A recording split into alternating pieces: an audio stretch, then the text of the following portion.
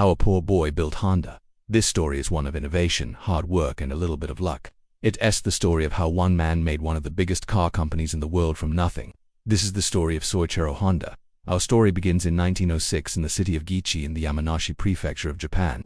The year before, his father had died, leaving his mother and him with very little money. His mother worked as a washerwoman to pay the bills, while young Soichiro helped out where he could, including working as a delivery boy for a local dealership. This is where he first became interested in engines after seeing a race car. After the race, he stayed behind to try and have a look at the car's engine, but it was locked up tight. Soichiro vowed that one day he would build an engine so good that people would want to look at it. At school, he wasn't really interested in most lessons. He didn't enjoy studying, and his grades suffered because of it. But when they taught shop class, that was his favorite. With his mother's support, after graduating from elementary school, he enrolled in an industrial course at an academy. It was here that he got some hands-on experience working with machinery. Unfortunately, the academy was rather expensive, and after 2 years, his mother could no longer afford the fees, so he left without graduating. He then moved to Tokyo, where he found a job at a garage owned by a company called Art Manufacturing. There he met his friend and future business partner Takeo Fujisawa. In his spare time, Soichiro continued to study mechanical engineering and eventually earned a professional engineer license. During the early 1920s, Art Manufacturing produced the first Japanese car powered by an internal combustion engine. However, in 1927 the company ran into financial trouble due to a failing business partnership. Soichiro and Fujisawa decided to stay at the company and try to help turn things around. They set about creating their own new engine design. By 1928, they had developed an engine that was smaller and lighter than other engines on the market. Art Manufacturing began producing the engine under the brand name of Ben-Mei. It was installed in several different models of car, including the first Japanese sedan, the Model A. It was during this time that Soichiro Honda also filed his first patent, which was for a piston ring.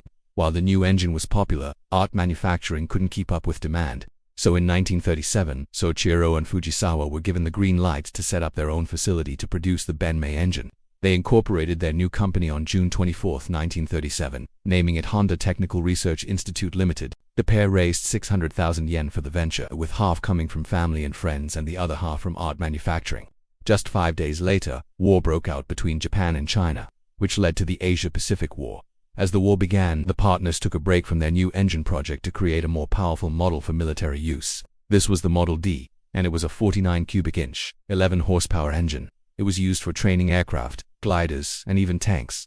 Over the next few years, the company struggled to keep up with demand. To complicate matters further, in 1940, the Japanese government introduced import restrictions on steel. Steel was a key material for engine components, so this caused major problems for Honda. Luckily, they had enough stockpile to continue production. In 1944, another problem reared its head.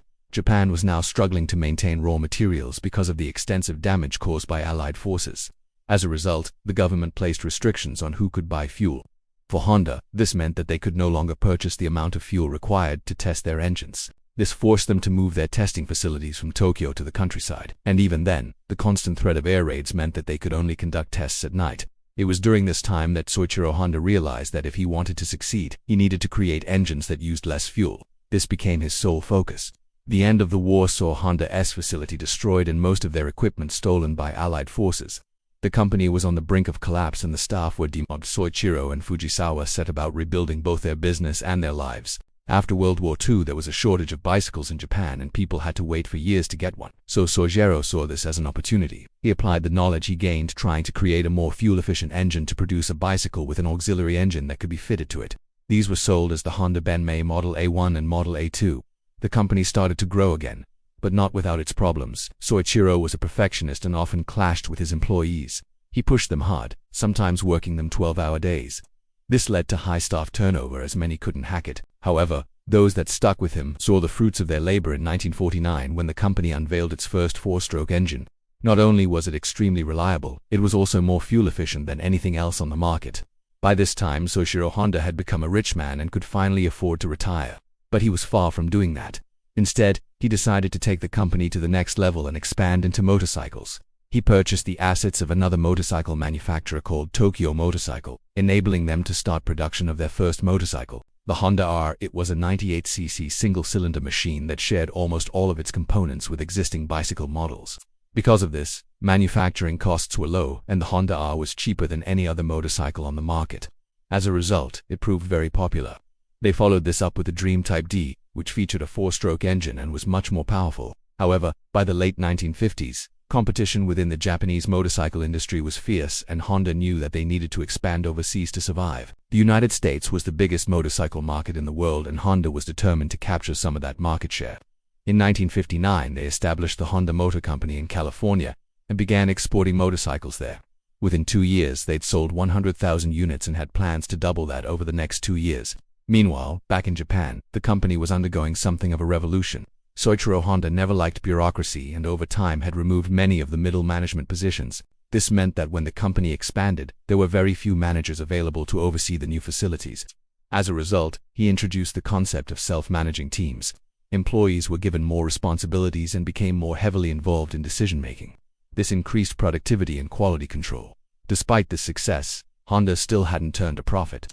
To raise funds, in 1963, they went public with an initial share offering of 4 million shares priced at 50 yen each. Following the IPO, Honda used the proceeds to open a new motorcycle plant in the city of Suzuka. It was built on land that had been used as a U.S. Army airbase until 1957.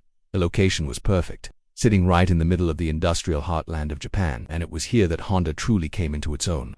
The company now had the capacity to produce 1 million motorcycles a year, and in 1964, they launched the Honda Super Cub. It was cheap, reliable, and easy to use, which led to massive demand. Almost immediately, they began to export the Super Cub to the US, helping to make it the best-selling motorcycle in history. With the company growing year on year, Soichiro Honda's sights were set on the next challenge, producing automobiles. In 1964, Honda had purchased an American car company called Leadbetter and now planned to use it as an entry point into the North American car market. In order to do this, they would need to build a car that was affordable to the masses, kind of like the Super Cub. They created a small two-door model called the N360. While it wasn't particularly advanced, what it lacked in sophistication it made up for in price. At $3,500, it was significantly cheaper than the average car. Following the launch of the N360, Honda released a series of other small economical cars, including the City, the Z, the Jazz, the Today, and the Beat. All of these models were designed to be ultra-affordable, practical, and fuel-efficient. However, the Japanese government had other ideas. They wanted Japanese cars to become more sophisticated and compete against European rivals, so they pressured Honda to produce a more advanced model. This led to the development of the Honda Accord. It was larger, more luxurious, and more technically advanced than any of their previous models. It was aimed squarely at the American market, and it was a hit. Over the next 30 years, Honda grew into one of the biggest car manufacturers in the world. They continued to expand into new markets and introduce new models, including the CRX, the Prelude, the NSX, the S200, and many others. Today, Honda is a huge multinational corporation that employs tens of thousands of people worldwide.